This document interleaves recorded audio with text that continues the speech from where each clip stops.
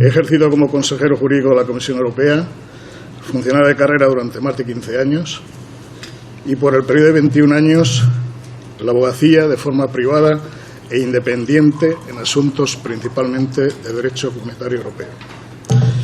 Hoy comparezco para explorar junto a ustedes caminos e instrumentos europeos que pudieran servir para superar lo más rápidamente posible la grave situación económica y social en la que se encuentra nuestro país, derivada de la crisis ocasionada por la pandemia del COVID-19, y replantearnos qué país y qué sociedad queremos en el futuro, teniendo en cuenta también los graves desequilibrios territoriales y demográficos de España, extrayendo las lecciones necesarias que nos han enseñado la citada pandemia al cebarse en las dos ciudades, junto con sus áreas metropolitanas más densamente pobladas, no solo de España, sino entre las de la Unión Europea.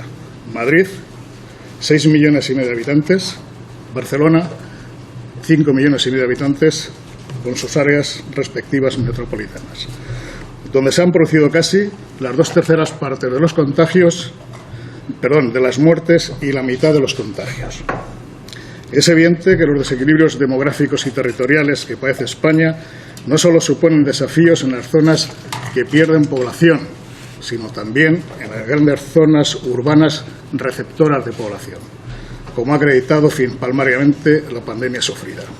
Dichos desplazamientos demográficos internos comenzaron ya a finales del siglo XIX con el éxodo de las zonas del interior de España hacia las zonas incipientemente industrializadas y se agudizaron con migraciones masivas en los años 50, 60 y 70 del siglo pasado y continúan, aunque con menor intensidad en el día de hoy.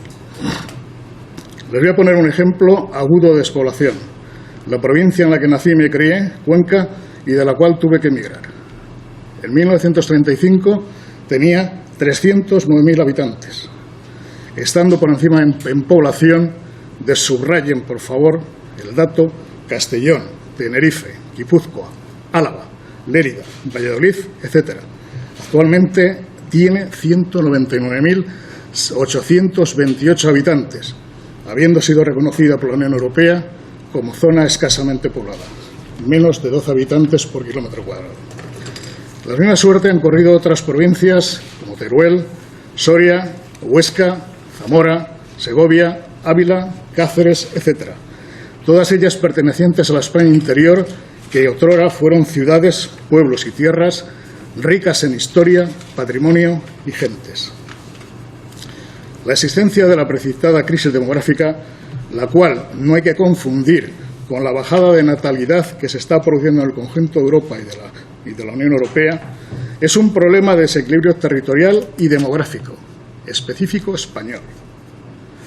Repercute negativamente en las personas que habitan en los territorios de la España vaciada en todos los ámbitos, en particular en el económico, social, sanitario, fiscal, educacional, cultural, transporte, infraestructuras y en el campo de las nuevas tecnologías.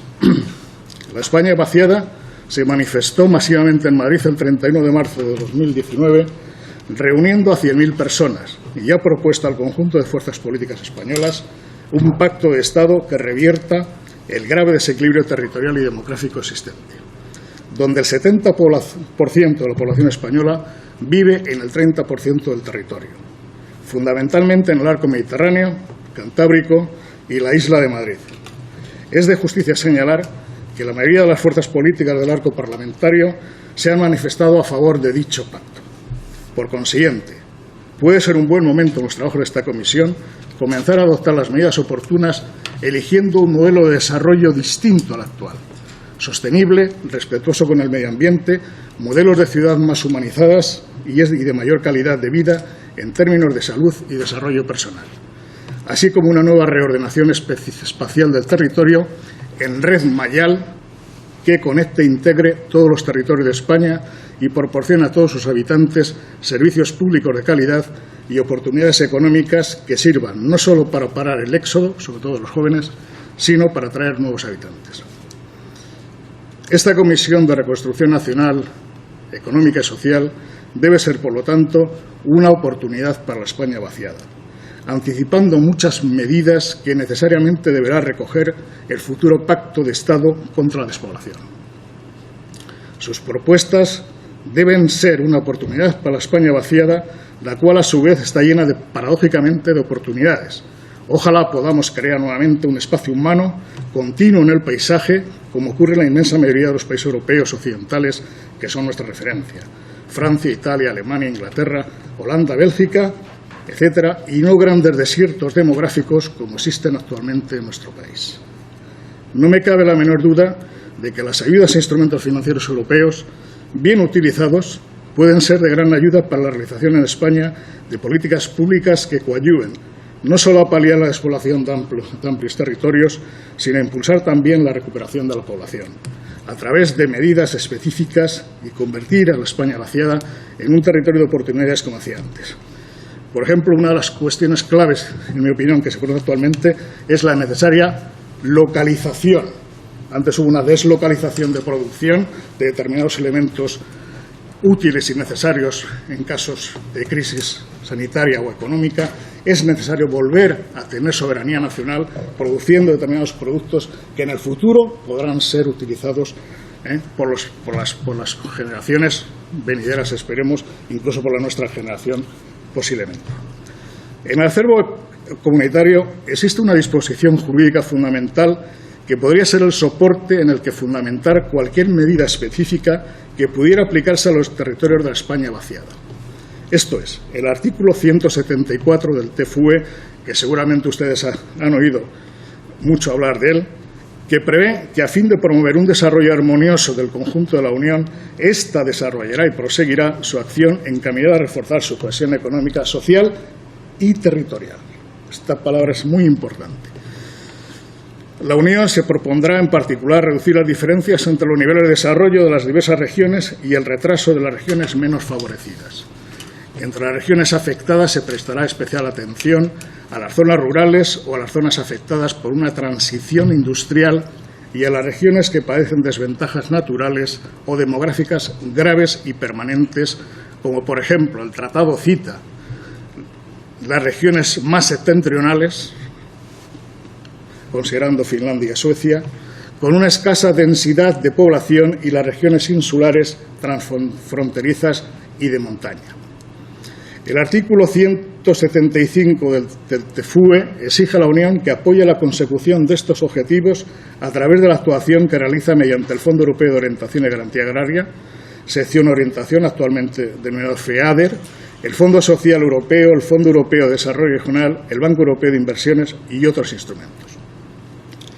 Otro precepto legal establecido en el TFUE, que puede dar mucho juego, como luego veremos, en la configuración de políticas activas contra la despoblación y posibilitar medidas de discriminación positiva para la España vaciada, es su artículo 107, apartado 3, que pertenece al capítulo de la norma de la competencia, como ustedes bien saben, el cual señala: podrán considerarse compatibles con el mercado interior las ayudas destinadas a favorecer el desarrollo económico de las regiones en las que el nivel de vida sea enormemente bajo o en las que exista una grave situación de subempleo, así como el de las regiones contempladas en el artículo 349, que es el caso de Canarias, habida cuenta de la situación estructural, económica y social. Y la letra C prevé las ayudas destinadas a facilitar el desarrollo de determinadas actividades o de determinadas regiones económicas, siempre que no alteren las condiciones de los intercambios en forma contraria al interés común. Este artículo es una excepción a la norma de la competencia y luego veremos cómo se puede aplicar precisamente para incentivar fiscalmente determinadas medidas en la España vaciada. Como ustedes saben, el artículo 349 hace mención a la situación estructural de determinadas islas ultraperiféricas de la UE y las Islas Canarias, caracterizadas por su gran lejanía al territorio comunitario e insularidad. Dicho artículo faculta al Consejo, a propuesta de la Comisión y previa consulta al Parlamento Europeo, a adoptar medidas específicas orientadas a fijar las condiciones para la aplicación de los tratados en dichas regiones, incluidas las políticas comunes. Canarias, desde su entrada de España en la Unión Europea, como ustedes saben, ha venido disfrutando precisamente de gran cantidad de beneficios fiscales y disposiciones específicas, sobre todo en la política agrícola común. Los preceptos mencionados y de estructuras. Los preceptos mencionados son derecho originario o primario, que han sido aplicados y desarrollados por el derecho derivado a través fundamentalmente del Reglamento UE número 1303/2013 del Parlamento Europeo y del Consejo de 17 de diciembre de 2013, por el que se establecen disposiciones comunes a los fondos estructurales europeos. Hasta ahora, y esto es muy importante, la normativa comunitaria desarrollando la política estructural y de cohesión prevista en el tratado no ha tenido en cuenta nunca la situación especial en la que se encuentra la España vaciada, sus territorios y sus gentes. A sus territorios y a sus ciudadanos se les ha aplicado las mismas reglas que al resto, cuando su situación estructural, a todas luces, es diferente, lo cual, en mi opinión, podría vulnerar inclusive el principio de igualdad o no discriminación, reconocido tanto en el derecho comunitario, artículo 2 del TUE, del Tratado de la Unión Europea, como en el artículo 14 de la Constitución española, cuyo desarrollo jurisprudencial exige que ante situaciones iguales se otorgue el mismo trato a las personas y en situaciones desiguales se favorezca, mejor dicho, un trato distinto a las mismas. En todo caso, debe tenerse en cuenta que la política de cohesión económica y social debe comprender, como decía antes, la territorial. Es un conjunto. Porque ser pocos no debe restar derechos a las personas, independientemente del lugar de España donde vivan. Dichas zonas geográficas no se han beneficiado jamás de ayudas específicas, ni financiación europea suplementarias a las establecidas en la regulación de los fondos estructurales, que tengan en cuenta su situación económica, social, sanitaria, servicios, infraestructuras, salvo algunas ayudas puntuales de la PAC destinadas a la agricultura y la ganadería de alta montaña. Sin embargo, a nivel europeo se han establecido ayudas específicas, como veíamos antes, con fuente en el tratado, además de las previstas en el artículo 349 del TFUE y su reglamento de aplicación, destinadas a paliar la despoblación en vastos territorios de Finlandia y Suecia, cuando algunas zonas geográficas españolas tienen una tasa igual o menor de densidad de población. Existen zonas de las provincias de Cuenca y Soria, así como la comarca de Molina de Aragón en Guadalajara, que han sido denominadas las Laponias españolas.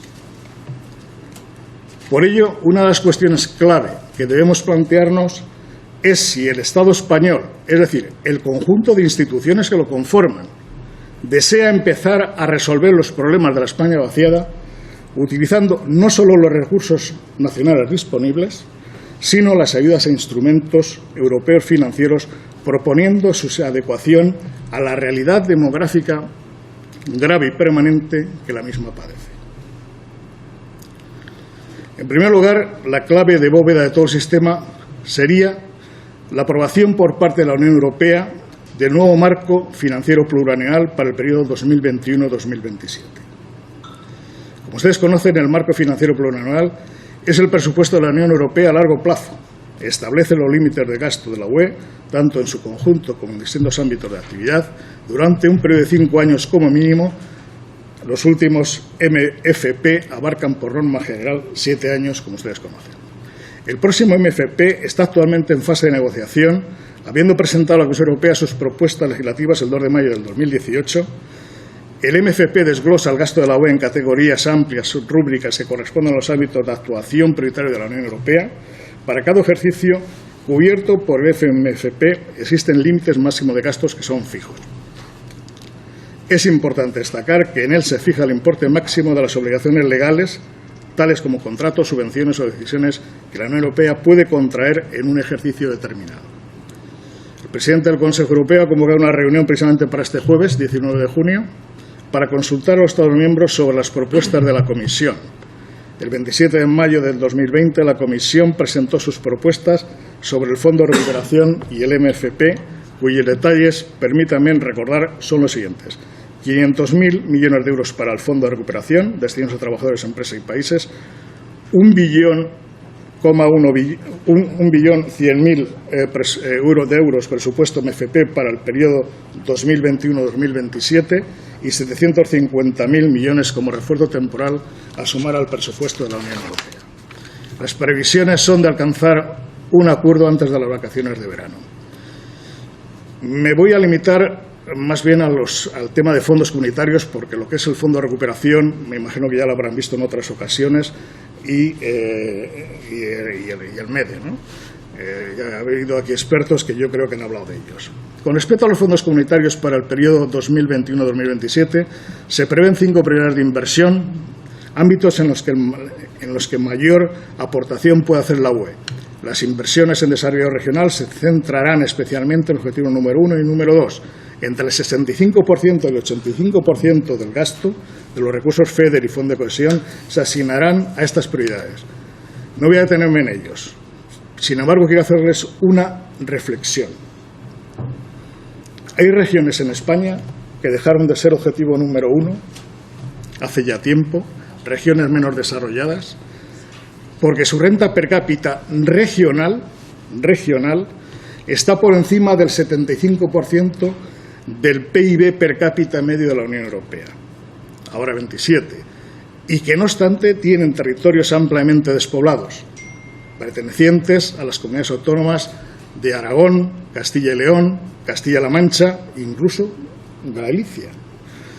De esta manera, zonas geográficas con graves problemas estructurales, socioeconómicos y demográficos dejan ser potenciales beneficiarios de ayudas europeas, en mayor cantidad previstas para regiones menos desarrolladas.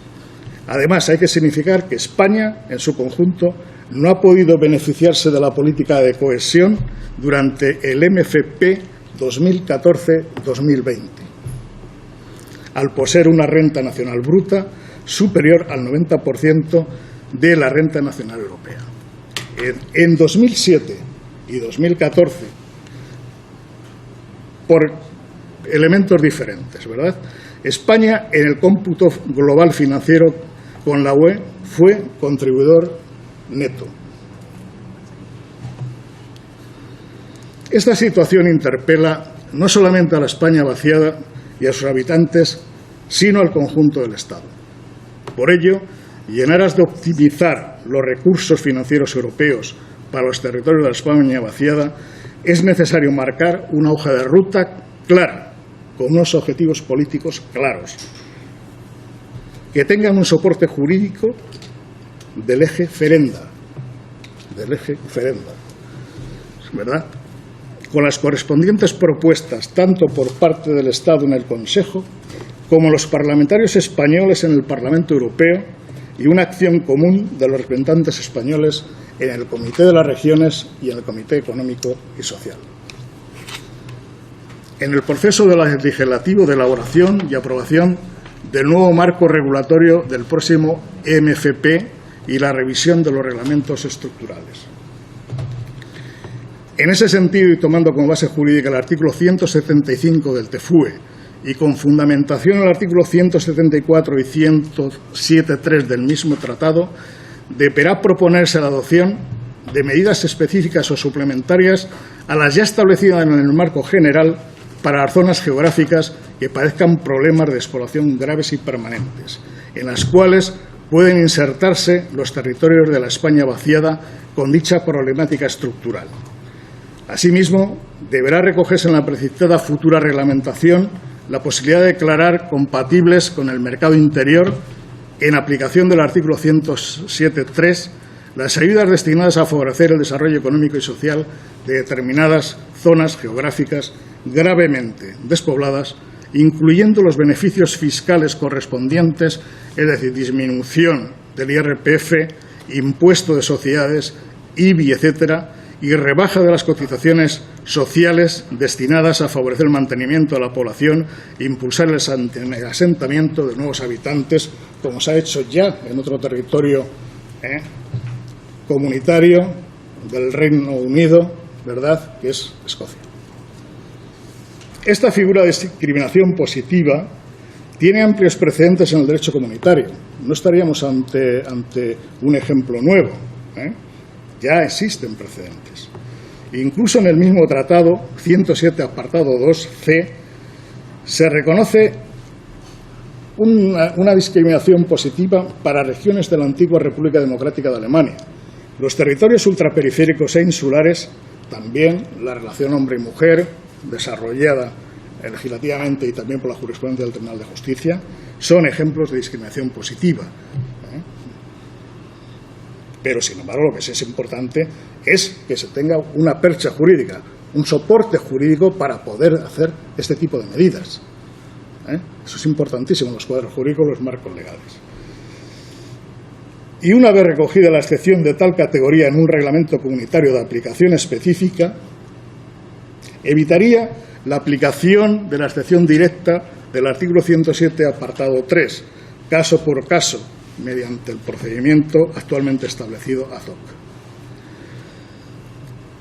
Aspecto importante a resaltar es que España deberá recoger, en todo caso, en el acuerdo de asociación correspondiente a la aplicación de los fondos estructurales del periodo 2020-2027, en el que se expone su estrategia de prioridades para utilizar los mismos, la situación de despoblación en la que se encuentra gran parte de su territorio y su voluntad de revertir la situación, procediendo a buscar un mayor equilibrio territorial y demográfico, evitando las grandes concentraciones humanas en ciudades con gran densidad de población, con los graves perjuicios medioambientales, sanitarios y de toda índole que generan, posibilitando ciudades intermedias más sostenibles y humanizadas y la vuelta a ciudades y pueblos de la España vaciada con la utilización robusta de las prioridades establecidas en el MFP para el periodo 2021-2027. España y sus comunidades autónomas deberían, en mi opinión, apostar en la aplicación de los reglamentos de los fondos estructurales por la figura de las inversiones territoriales integradas en los territorios de la España vaciada. La inversión territorial integrada fue una herramienta introducida en los artículos 33 y 36 del Reglamento de Disposiciones Comunes de los Fondos Estructurales para su uso durante el periodo de programación 2014 y 2020 de los fondos estructurales de inversión. Ofrece la posibilidad a los Estados miembros de implementar estrategias de desarrollo urbano o territorial para la formulación de políticas basadas en el lugar a través de un enfoque integrado, es decir, combinando fondos de diferentes fuentes, FEDER, Fondo Social Europeo y FEADER. Es decir, más de un fondo, más de un eje prioritario o más de un programa operativo. Recuerdo una conversación con la ministra de Fomento checa, donde me contaba que habían creado 90.000 puestos de trabajo con la aplicación de inversiones territoriales integradas en Chequia. 90.000 puestos de trabajo. La acción financiera global y complementaria de los fondos en territorios determinados puede aumentar de forma importante las sinergias de las acciones y programas a desarrollar en los territorios gravemente despoblados. Si además se consiguiese ayudas específicas o complementarias para dichos territorios de la España vaciada, las acciones en los mismos serían reforzadas. Para finalizar, apuntar algunas propuestas más. Debería procederse por parte española, en mi opinión, a la reformulación de las zonas NUTS, zonas geográficas de recogida de datos y acciones de los fondos, lo cual sería muy importante para atender las necesidades específicas de determinadas comarcas de España gravemente despobladas o en proceso de despoblación. Por poner algunos ejemplos, las zonas limítrofes de Zamora, Salamanca y Cáceres con la franja fronteriza con Portugal, o las comarcas de Talavera de la Reina, Molina Aragón, norte de Burgos, diferenciándolas de sus respectivas provincias, que en conjunto poseen una tabla de población superior a los 12 habitantes por kilómetro cuadrado. En la PAC debería proponerse posibilitar la instalación en el mundo rural de repobladores de la España vaciada que quieran emprender actividades económicas agrícolas y ganaderas. Dichas personas actualmente tienen bloqueado su acceso al no poder ser beneficiarios de los derechos de la PAC, sin los cuales es prácticamente imposible garantizar la viabilidad de las explotaciones. Debería crearse una reserva de derechos PAC para los repobladores, en las políticas transversales deberían tenerse siempre en cuenta con estudios previos. Actualmente se realizan estudios ambientales o socioeconómicos, su impacto en el equilibrio territorial y demográfico tanto a nivel europeo como español. Como corolario, señalar que las anteriores propuestas deberían ser acompañadas para lograr una eficacia plena y optimización de la aprobación a la mayor brevedad posible de unos nuevos presupuestos generales del Estado, que tengan en cuenta el MFP 2021-2027 y el Fondo de Recuperación Europeo.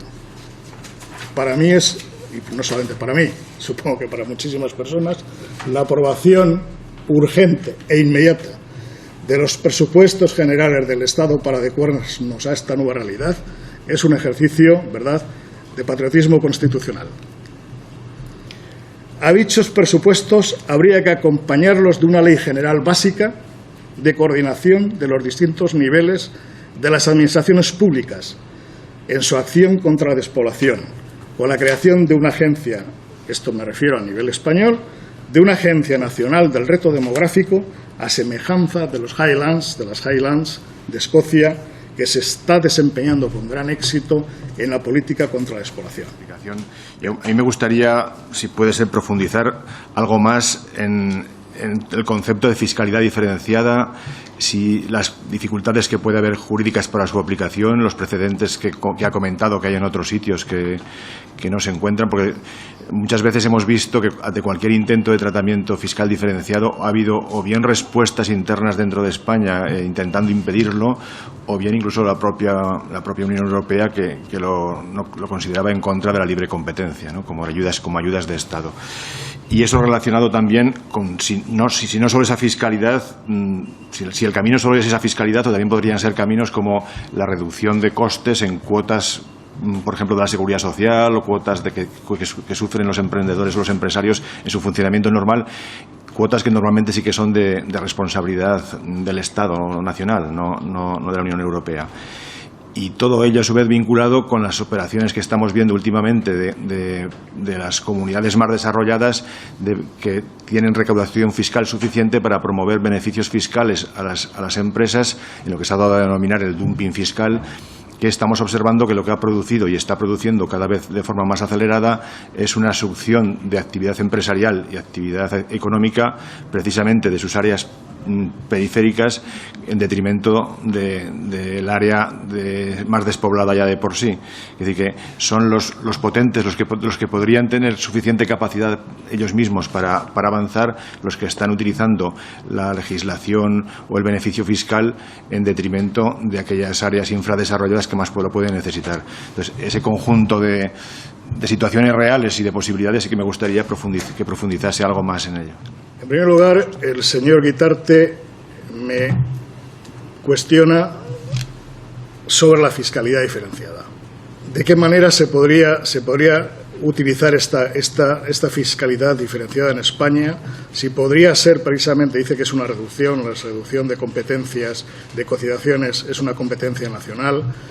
Evidentemente los incentivos fiscales también es una competencia nacional, pero démonos cuenta de que esas competencias nacionales de los Estados miembros se imbrican con los tratados y los reglamentos de derecho derivado de la Unión Europea. Incluso hay que saber que más de las 2/3 partes de la legislación española interna provienen de la legislación europea. Quiere decirse que el engarce debe ser siempre en la posibilidad, la permisividad, la exoneración en la reglamentación europea, para que luego precisamente España pueda adoptar medidas en aras de la competencia nacional, pero teniendo un soporte jurídico en los tratados de la Unión Europea. Aquí, por ejemplo, hay un caso clarísimo, es decir, las ayudas de Estado son ilegales o son legales. No hay más. Ilegales se declararon las ayudas beneficios fiscales del País Vasco. El País Vasco, sabemos todos que beneficiaba fiscalmente a las empresas que residían en el País Vasco, y había muchas empresas de otros lugares como La Rioja que sí iban al País Vasco. Incluso a nivel notarial, a determinados impuestos, gente se iba a hacer ¿verdad?, sus documentos jurídicos al País Vasco. Esto el tribunal lo declaró ilegal. Quiere decirse que es ilegal. Bueno, no vamos a entrar en esa cuestión. Si quiere luego lo hablamos, porque no creo que esto sea una cuestión de hablar entre usted y yo aquí mismo, ¿vale? Pero es así. Luego existen las ayudas legales. Las ayudas legales son las autorizadas por el tratado, o bien por reglamentos específicos derivados del tratado, ¿verdad? Son las famosas exenciones por categoría de las normas de la competencia. Es decir, hay unos reglamentos, ¿verdad?, que se aplican, reglas de minimis, prácticas determinadas, etcétera, etcétera, que se considera la Comisión que son compatibles con el mercado interior. ¿De acuerdo? Entonces, si un reglamento comunitario, que yo entiendo que podría ser perfectamente el nuevo reglamento sobre los fondos estructurales, podría ser ahí, podría ser un reglamento de exención de categorías, ¿verdad?, por categorías de los incentivos fiscales que se produzcan para el desarrollo de las regiones gravemente despobladas en España. No hay problema, pero ahí sería ya permisible y el gobierno español, el Estado español, podría, desde luego, aplicando ese reglamento comunitario, adoptar una serie de medidas concretas sobre fiscalidad. De un médico, por ejemplo, que se va a trabajar a Teruel o a la Serranía de Cuenca para atender a gente que todavía vive allí, por eso no es el concepto de vacía es lo que no existe, pero vaciada sí, porque es un proceso paulatino que se ha ido produciendo, que antes estaba llena, pero ahora está prácticamente vacía, es un proceso, ¿verdad? Pues a lo mejor ese médico que se va allí, pues hombre, a lo mejor habría que exonerarle una parte del IRPF para precisamente incentivarlo a que se vaya allí a vivir, ¿vale? Y que atienda sanitariamente a esas poblaciones que están allí. Es un ejemplo. Pero claro, eso no se puede hacer así como así. Eso siempre, en un Estado de Derecho, tiene que haber un soporte legal. Y yo lo que he intentado es ser útil para todos ustedes en sus conclusiones, dando soportes legales continuamente. Yo no he venido aquí a hablar de cuestiones generales ni genéricas. Yo he venido aquí a hablar de cuestiones específicas, concretas, que puedan solucionar un problema. ¿De acuerdo? Bien. No sé si le he respondido al señor Guitarte en toda su totalidad, pero me parece que es una vía que hay que utilizar y España de por sí no podría hacerlo porque sería ilegal en la medida que no está autorizado, ¿verdad?, por parte de la normativa comunitaria. El señor Legarda me pregunta lo que puedas hacer por ti es lo más importante. Bueno, sí. Evidentemente, el esfuerzo individual, el trabajo, etc., es muy importante. Yo particularmente, y esto no es un concepto jurídico, es un concepto filosófico, sociológico, yo no creo en el darwinismo social y económico, ¿verdad?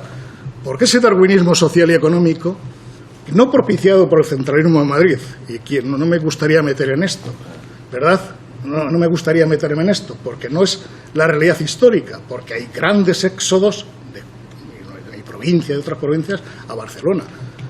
Cataluña tendría hoy 2 millones de habitantes, como Galicia, si no se hubieran producido las grandes migraciones del finales del siglo XIX, la novela de Eduardo Mendoza, La ciudad de los prodigios, la aconsejo su lectura, ¿verdad?, y los grandes éxodos masivos de los 50-60, lo mismo que pasó a Madrid, porque fue un proceso de reestructuración del capitalismo español, ¿verdad?, que no tiene nada que ver con lo que es el tema centralismo político.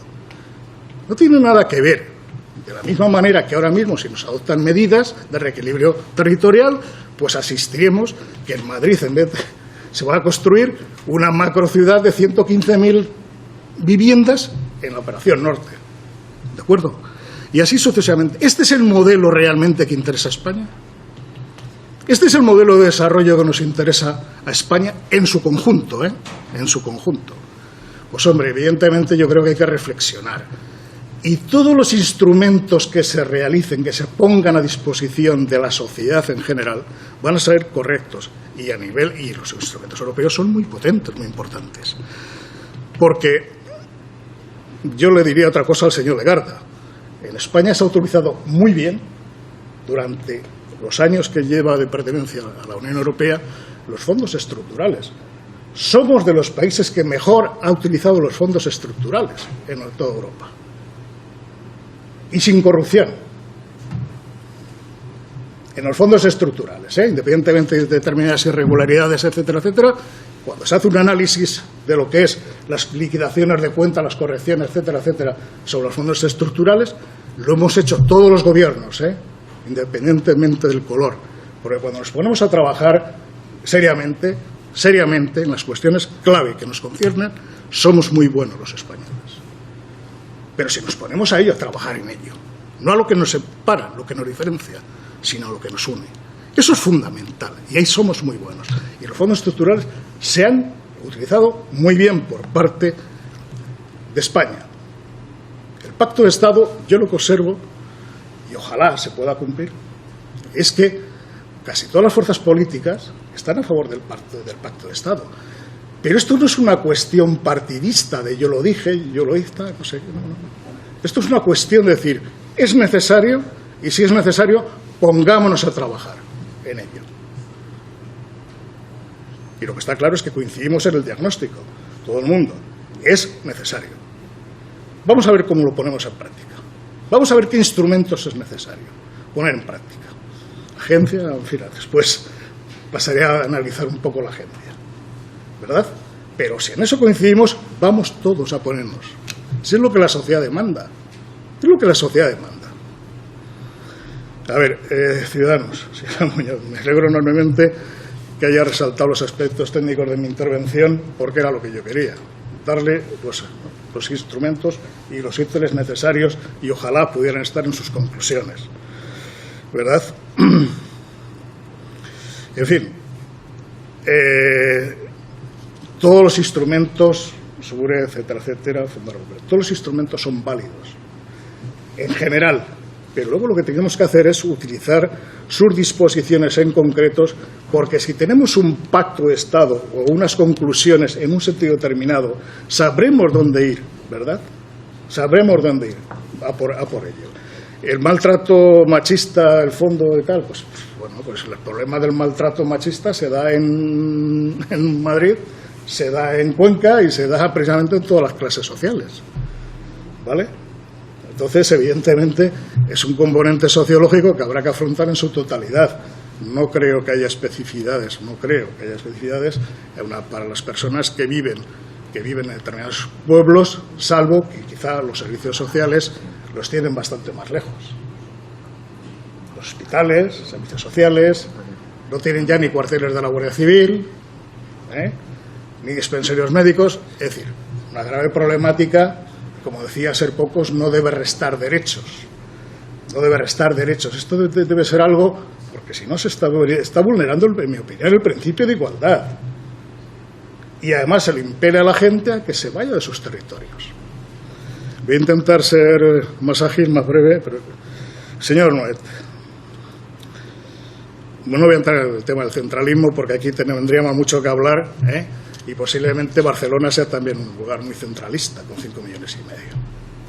Es decir, no es un problema político, es un problema, porque ahora no existe, que me habla a mí el País Vasco, unas competencias superiores en economía, a muchos estados federados del mundo, y además hasta con un convenio económico propio, pues hombre, es decir, se habla de centralismo, pero digo, no voy a entrar en estas cuestiones, yo no soy centralista.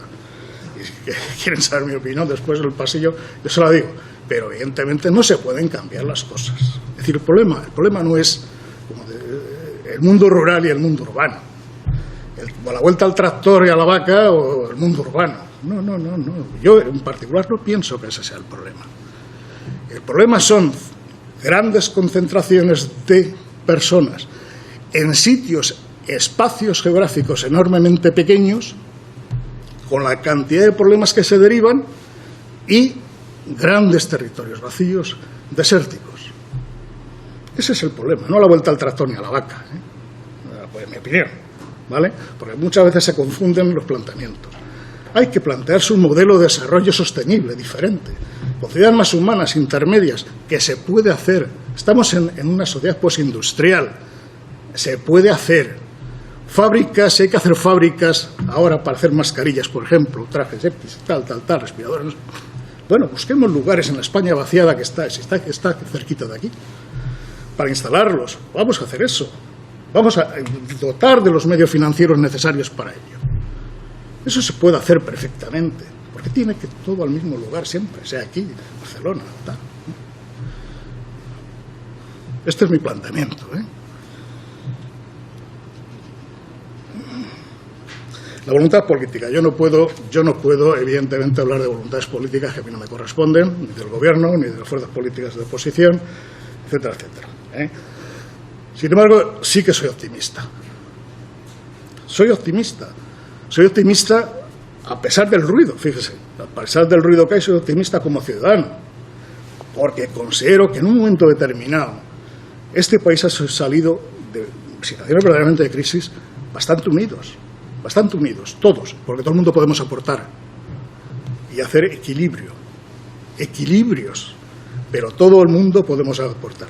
Decía la representante de UP, Unidas Podemos, países frugales, países del sur, siempre se dan diferentes calificativos. La Liga Hanseática, el Pacto de los Países de Visegrado, patadí patá. Mire, todo esto es un reflejo de lo que es la Unión Europea desde que se constituyó. Y es el equilibrio de intereses. Buscar siempre el mínimo denominador común. Yo he estado en negociaciones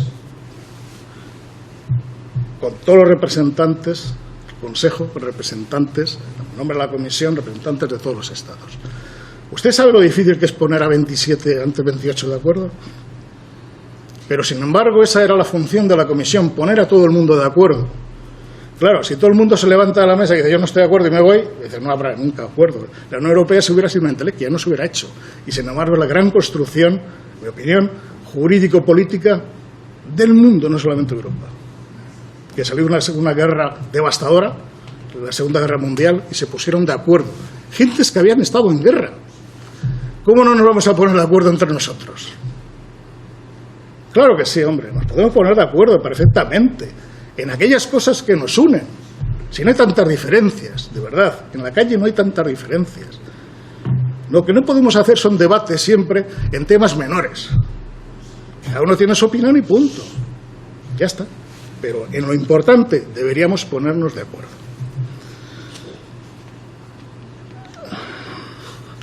A ver. Europa a dos velocidades, esto yo tengo escrito algo al respecto, pero no de ahora, sino antes de hacerse la Unión Económica y Monetaria. Pero sí, Europa siempre hay gente que quiere ir más rápido y otros menos rápido, y hay que facilitar los mecanismos jurídicos para ello. Ese es el tema, ¿eh? Pero ¿por qué no? ¿Por qué no? Sí, siempre y cuando no se produzcan discriminaciones no fundadas y que no estén justificadas, que para mí ahí está el límite siempre. A ver, Vox, representante de Vox. Bueno, somos de la tierra de Castilla-La Mancha. A ver, en fin, no voy a entrar en consideraciones de verdad. El sistema autonómico no ha solucionado el problema de la EVA. No voy a entrar en esas cuestiones porque, claro, evidentemente, mi opinión no es la suya. La importancia del regadío, evidentemente, el regadío es un tema estructural, pero tampoco voy a entrar porque hay toda una serie de cuestiones ahí que son políticas, no son técnicas. Políticas de natalidad, pues oiga, sí, pero el problema no es la de natalidad, hay que fomentar la natalidad. No sé, en los franceses, todo el arco político francés, hay políticas de incremento de la natalidad, pero eso no es la solución para la España vaciada, porque el problema de la España vaciada es estructural. Es estructural, porque cuando esos niños nacen y tal, se crían, no sé qué, llega un momento que se tienen que marchar. Le voy a dar un dato. Más del 50% de los estudiantes que terminan el bachillerato en Castilla-La Mancha emigran a otros territorios para hacer las carreras universitarias. Más del 50%. Los que se quedan en la Universidad de Castilla-La Mancha, los que terminan, el 51% se va a buscar trabajo a otros lugares. Quiere decirse que al final del proceso, solamente un 25% se queda en Castilla-La Mancha, con una pérdida de capital humano impresionante. Capital no solamente financiero, las decisiones de inversión en unas zonas o en otras. País Vasco al final del siglo XIX, ustedes, ahí se fueron decisiones muy claras. Y recomiendo la lectura de Flores de Lemus, que yo sé que les va a encantar. Bien, a ver, vamos a ir. Voy a ir terminando ya porque mi homónimo, el señor Mariscal, me está echando ya casi la bronca. A ver, Pepe, oye, encantado de la vida, el pacto de Estado, adelante, pero no le pongamos nombres o apellidos, pacto de Estado, todos, adelante. A ver, que si yo propongo soluciones como para Laponia, no exactamente. Es decir, propongo ayudas específicas para territorios que habrá que valorar en función de las circunstancias en concreto. Yo he citado territorios que tienen una densidad tan baja o menor que Laponia, pero no quiere decirse que toda la España vaciada sea eso. Y sobre todo en el concepto que yo personalmente defiendo, es que es el equilibrio, el nuevo equilibrio territorial y demográfico. Partido Socialista. Veo que usted es canario. Canarias, cuando se entró en la Comunidad Europea, entonces Comunidad Europea, era de los países más pobres, de las regiones más pobres de España. Junto con Andalucía y Extremadura, eran la más pobre de España. Afortunadamente, en la negociación que se llevó a cabo para la adhesión a la Unión Europea, se preveyó precisamente la situación de Canarias. Se conocía los DOM y los PETOM franceses, los territorios ultraperiféricos de ultramar, y se siguió una política parecida, y además partiendo de la base que ya entonces Canarias tenía un régimen fiscal propio. Estaba el plátano canario, que había que defenderlo, ante precisamente importaciones masivas de grandes multinacionales del plátano, etcétera. Esto usted lo conoce. Y todo eso se logró. Se logró por parte del gobierno español, por parte de la negociación y por una sensibilidad que se creó a nivel de la Comisión Europea y de la Unión. Es decir, siempre hay que crear sensibilidades por causas justas. Y la España vaciada es una causa justa. Yo les invito a que piensen, reflexionen, que es una causa justa. Y a partir de ahí, seguramente se mejorará. La agencia, voy a terminar con esto, la Agencia Nacional. Oiga, si hay cosas que funcionan, hay que ponerlas en práctica. Muchas veces tenemos un problema, vivimos en un Estado cuasi federal. Sin embargo, muchas veces nos faltan estructuras que coordinen fuertemente lo que es la acción en conjunto. Porque un Estado autonómico no es un Estado confederal. No es un Estado confederal. Puede ser cuasi federal, incluso federal, pero no un Estado confederal. Que al mismo tiempo se generen centralismos en las distintas capitales del Estado autonómico. El Estado autonómico ha funcionado muy bien en general, pero sin embargo, en mi opinión, una ley general básica que precisamente tiene su fuente en la Constitución, ¿verdad? La posibilidad de que el Estado ejerza su potestad de ley general básica, promulgarlas, con una serie de coordinación de la acción de todas las administraciones, que están todos, por lo menos en las manifestaciones y en muchas voluntades políticas y acciones, por esta labor, para mí eso es fundamental. Y una agencia nacional que pueda, por ejemplo, llegar y determinar las acciones, la coordinación, pero también si llegamos y decimos que en los pueblos se puede bajar el IBI, no sé quién lo decía por ahí, el IBI es una propuesta que yo hago, evidentemente una de las fuentes fundamentales de los ayuntamientos impositivas es el IBI. Si los ayuntamientos bajan el IBI y pierden ingresos, hay que compensarlo por otra vía, ¿verdad? Que puede ser un fondo, por ejemplo, común para reequilibrar esos ingresos. Instrumentos jurídicos haylos, ¿verdad? Vamos a hacer un esfuerzo precisamente de concreción. Y esa agencia nacional, si está funcionando en Escocia, donde nadie vive ahí, prácticamente nadie vivía, ¿cómo no va a funcionar aquí, además, poniendo en común proyectos precisamente de universidades, de agentes sociales económicos, etcétera, etcétera, para trabajar en determinadas zonas y además con ayudas estructurales? Muchísimas gracias a todos ustedes por su amabilidad y por su escucha. Muchas gracias, señor Fernández Mariscal. Esperamos que llegue el siguiente compromiso.